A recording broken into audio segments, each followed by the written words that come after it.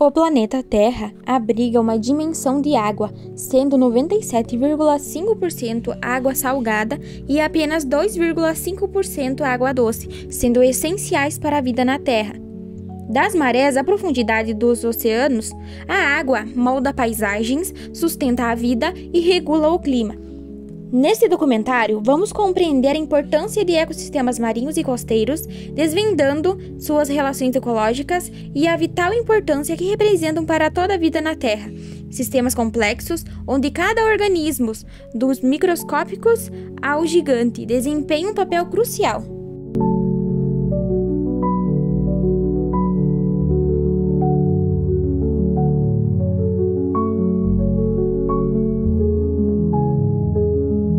Ecossistemas marinhos são aqueles com alto teor de sal, encontrados em áreas entre continentes e ao redor das ilhas.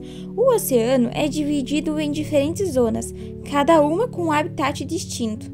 Temos a zona pelágica, a coluna d'água, onde a vida flutua e se move livremente, a zona bentônica, o fundo do oceano, e as zonas de profundidade, que podem ser denominadas pela disponibilidade de luz, e as fossas oceânicas.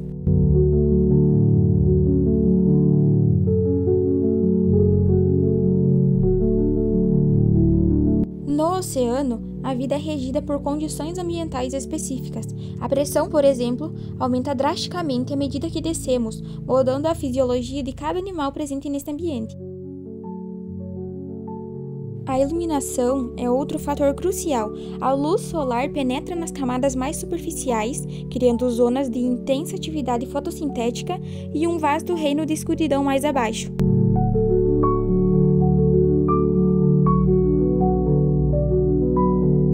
Neste ecossistema, encontramos seres microscópicos. O plâncton, que vem do grego planktos, que significa errante, se refere a todo o conjunto de organismos aquáticos, tanto de água doce quanto salgada, que possui pouca ou nenhuma capacidade de locomoção própria. E por isso são principalmente arrastados pelas correntes e movimentos da água. O fitoplâncton é composto por uma diversidade de microalgas e cianobactérias que vivem suspensas na coluna d'água. São autótrofas e fotossintetizantes, produtores, sendo muito importantes na cadeia alimentar. Também atuam como reguladores climáticos globais. Já os zooplâncton são conjuntos de organismos consumidores heterótrofos microscópicos. São divididos em holoplâncton, organismos que passam a vida toda como zooplâncton, como por exemplo os copépodes, crustáceos e protozoários. Temos também o meroplâncton, organismos que passam apenas uma fase como zooplâncton, larvas de diversos grupos de animais, como por exemplo o molusco. A bioluminescência é um fenômeno fascinante em que estes pequenos seres vivos produzem sua própria luz, através de uma reação química em seus corpos.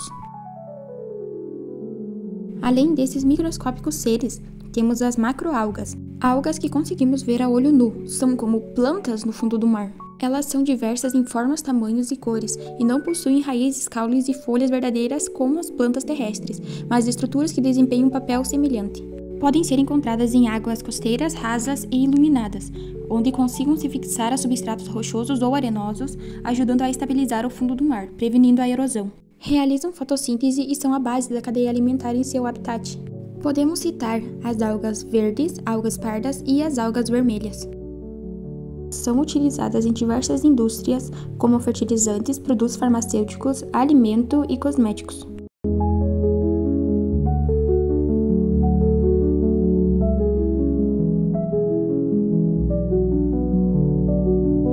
Quando nos referimos em biodiversidade marinha, um habitat que se destaca por sua exuberância são os recifes de corais.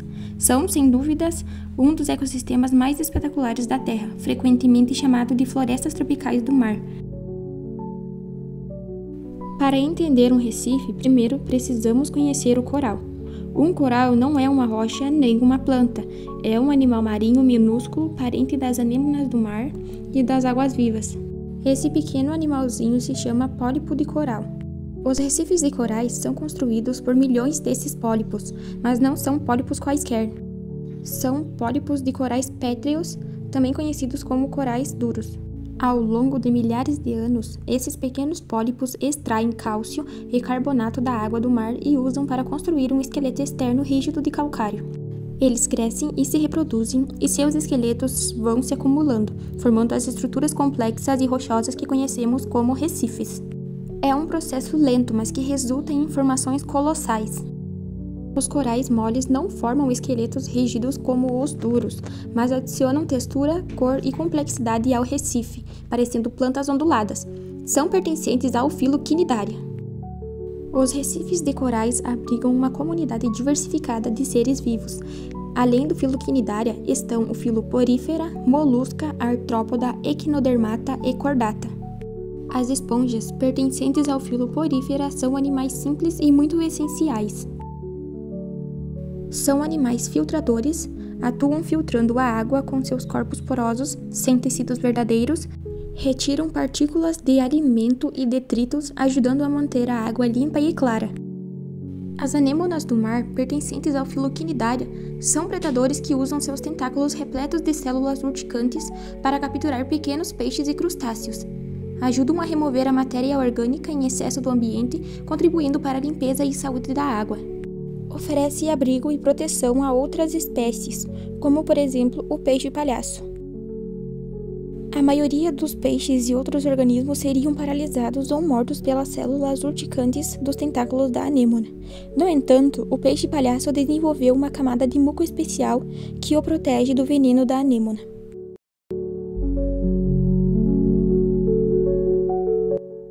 Os artrópodes possuem o maior número de espécies do reino animal. Nos recifes, os principais representantes são os crustáceos, como caranguejos, camarões, lagostas e ermitões. Desempenham diversos papéis. Alguns são necrófagos, predadores ou herbívoros.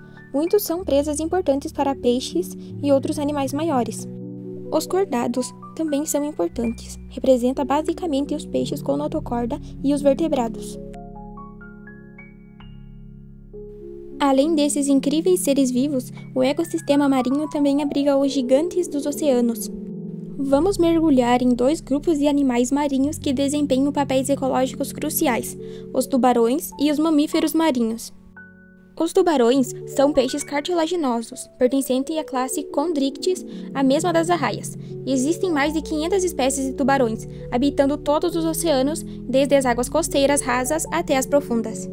Eles variam enormemente em tamanho e comportamento. Como grandes predadores de topo, podemos citar o temível tubarão branco, o grande tubarão-tigre e o tubarão-martelo. A presença de tubarões indica um ecossistema saudável, pois eles são cruciais no controle populacional e na saúde geral das cadeias alimentares. Já os mamíferos marinhos são um grupo fascinante de animais que, apesar de terem se adaptado à vida aquática, mantêm as características funcionais dos mamíferos. Eles respiram ar pelos pulmões, são de sangue quente, possuem pelos em alguma face da vida e amamentam seus filhotes. Eles são divididos em alguns grupos principais: os cetáceos, que incluem as importantes baleias, como a jubarte e a azul, e os inteligentes golfinhos e botos. Os penípedes, como as focas, leões marinhos e morsas, os sirêneos, representados pelo peixe-boi, e os carnívoros marinhos, como o urso polar e as ágeis lontras marinhas. Mamíferos marinhos são indicadores da saúde do oceano e desempenham diversos papéis cruciais, como a regulação de população de suas presas, atuando como engenheiros do ecossistema ao influenciar a estrutura de habitat e contribuindo para o ciclo de nutrientes nos oceanos. Toda essa diversidade de vida nos oceanos está interligada em complexas cadeias alimentares e relações ecológicas. A energia flui de um organismo para o outro em um ciclo contínuo, onde cada ser depende do outro. As relações ecológicas descrevem como as espécies se influenciam mutuamente. Protocooperação é uma parceria onde ambos se beneficiam. Por exemplo, o peixe-palhaço com a anêmona do mar, onde o peixe encontra abrigo seguro contra predadores e a anêmona a limpeza e proteção indireta. Além do fascinante ecossistema marinho, vamos falar sobre o ecossistema costeiro. Áreas de transição ao longo das ilhas de costa, moldadas por marés, ondas, salinidade e rios. As relações ecológicas são a base da vida nesse ecossistema, conectando cada organismo. Nossa jornada começa nos manguezais, florestas fascinantes onde rios encontram o mar, criando ambientes de água salobra.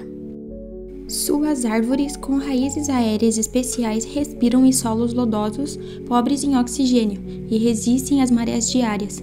Manguezais são berçários essenciais para a vida marinha, oferecendo abrigo e alimento para jovens peixes, moluscos e crustáceos que, em sua vez, são presas para outros animais maiores. Além disso, as raízes dos mangues atuam como filtros naturais, purificando a água antes que ela chegue ao mar aberto.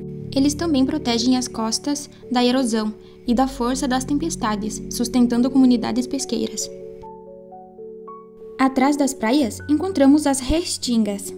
São faixas de areia com vegetação adaptada a solos pobres, levando a diversas plantas a competirem por nutrientes e espaço. Uma clara relação de competição interespecífica. As restingas abrigam uma rica biodiversidade de animais, incluindo aves, répteis, pequenos mamíferos e insetos. Elas atuam protegendo as dunas e o interior do continente da erosão e dos ventos. Por fim, temos as incríveis dunas, montanhas de areia esculpidas pelo vento. Sua vegetação é escassa e especializada, como gramíneas rasteiras que se fixam na areia e ajudam a estabilizar as dunas. Essa relação entre a vegetação e a duna é um tipo de protocooperação, onde a planta se beneficia do substrato e a duna da estabilização. As dunas são barreiras físicas vitais, absorvendo a energia das ondas e protegendo as costas de inundações e erosão. Elas também abrigam uma fauna adaptada a este ambiente único, com animais em relações de predação e competição por alimento e abrigo. Por fim, destacamos a vital importância dos ecossistemas marinhos e costeiros e a necessidade de preservá-los. A degradação de uma parte afeta as outras, evidenciando a interdependência destas comunidades. Preservá-los é garantir não apenas a biodiversidade, mas também a qualidade de vida de todos os seres vivos.